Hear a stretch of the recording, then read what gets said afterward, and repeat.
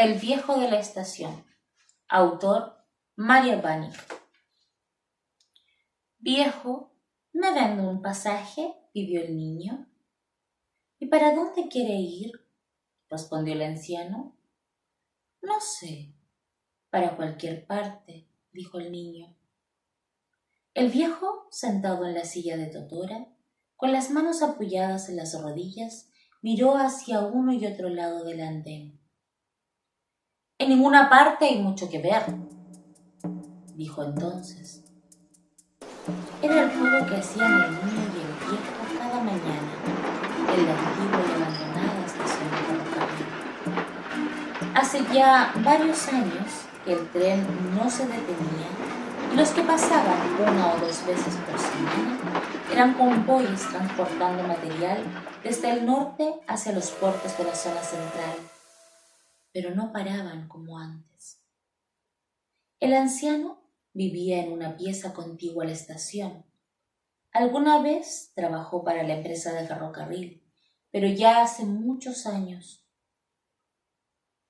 Cuando la empresa fue cerrada, le permitieron quedarse, aunque desde entonces nadie parece acordarse de su existencia.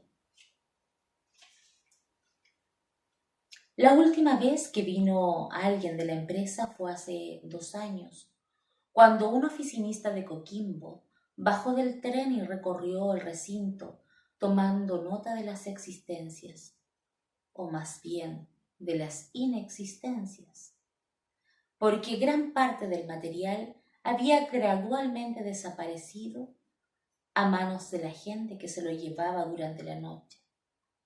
Días más tarde vino una cuadrilla de trabajadores y levantaron rieles, durmientes, el estanque del agua, lavamanos, tazas y urinarios de los baños y las puertas de todas las habitaciones.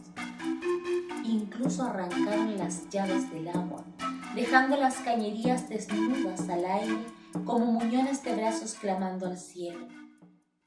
Las calaminas del techo las desestimaron, porque estaban oxidadas y se desharían de solo sacarlas, mientras que la reja de la ventana de la boletería no pudieron retirarla de tan anclada al muro que estaba.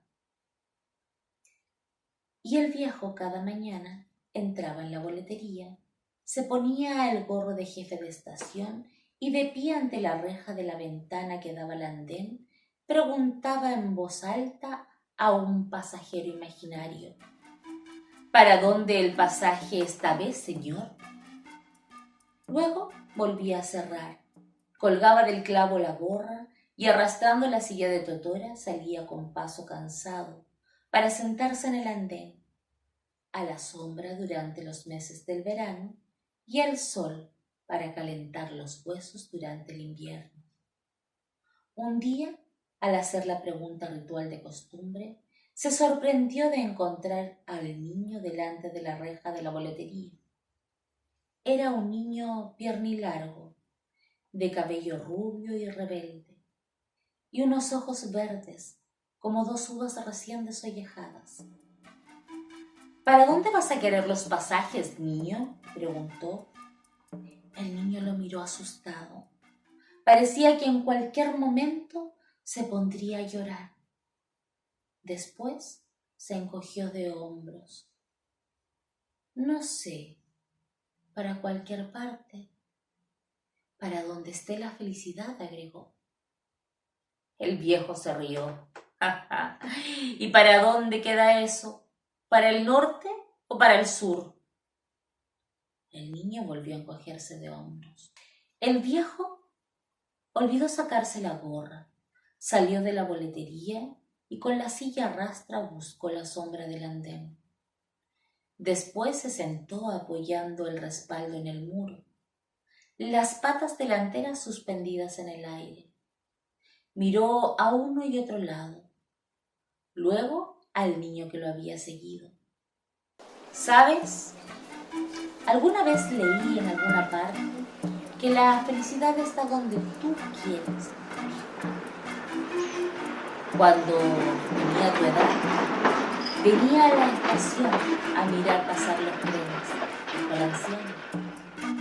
Los miraba a la distancia, convencido que llevaban a la gente a un lugar maravilloso.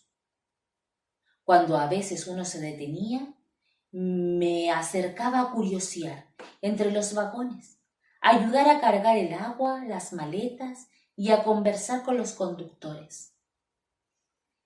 El niño lo oía en silencio. Antes llegaba mucha gente, solía afirmar el anciano. Después eran más los que se iban que los que llegaban. Ahora, en el pueblo, solo vamos quedando los más viejos y los niños cabrones como tú. En otra oportunidad contaba historias, unas inventadas que se le ocurrían sobre la marcha, o que a su vez las escuchaba de la boca de antiguos jefes de estación, maquinistas y conductores, como la de la familia completa que fue atropellada por la locomotora al cruzar la vía con su automóvil, sin advertir la presencia del convoy cargado de cobre. Dicen que hasta el día de hoy, en el cruce de Huamalata, se escuchan en la noche los gritos de horror de la madre y los 3 niños. Al niño le daban susto estas historias, pero las escuchaba. ¿Son de verdad esas historias, viejo?, preguntaba. El viejo se encogía de hombros. Son historias, comentaba el viejo.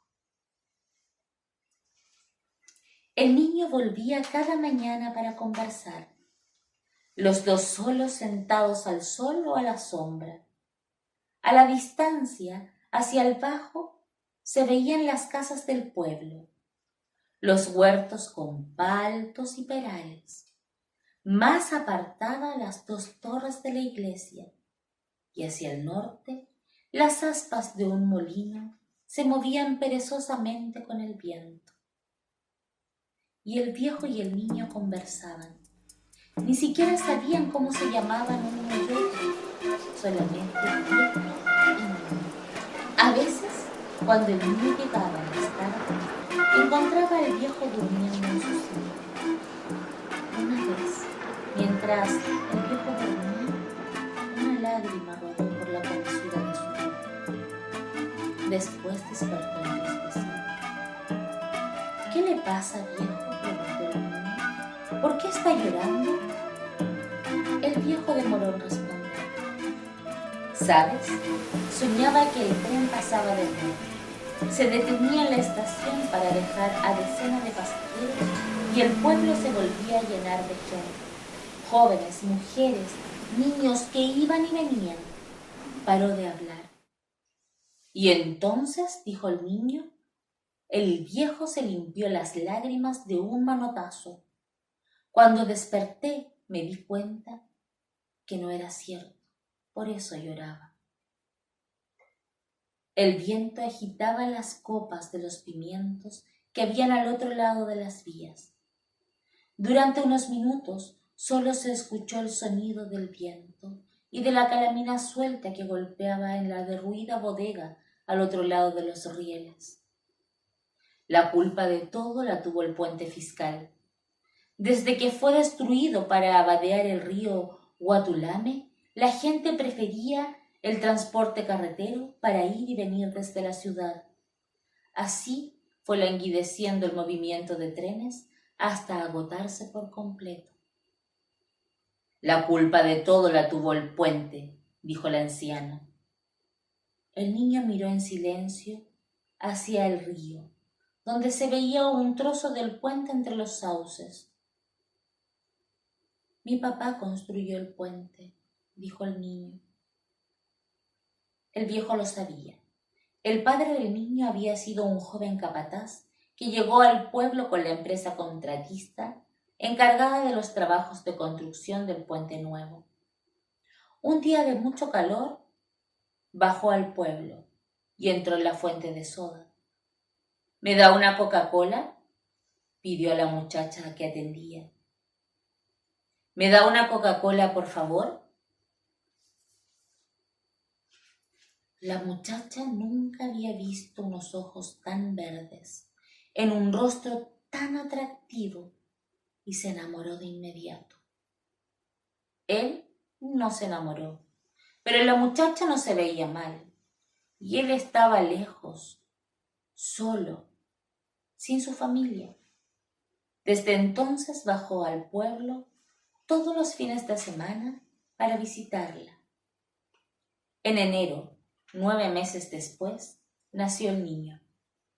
Aunque su madre no alcanzó a conocerlo, porque murió en el parto, tampoco lo conoció su padre, pues se había marchado 3 meses antes junto a la empresa para construir otro puente sobre otro río en otro lugar. Seguramente, junto con el otro puente, conocería a otra muchacha y engendraría otro hijo, y así sucesivamente la región se iría poblando de puentes y de niños de ojos verdes. Pero eso al niño no le preocupaba. Él solo nació. De su cuidado se hizo cargo la prima de su madre, más por obligación que por otra cosa, pues tenía una familia de 7 niños, pequeños, morenos, pelitiesos y hambrientos que mantener sola. Una mañana el niño no encontró al viejo en la estación. Lo esperó un par de horas y como no apareció lo fue a buscar a su pieza.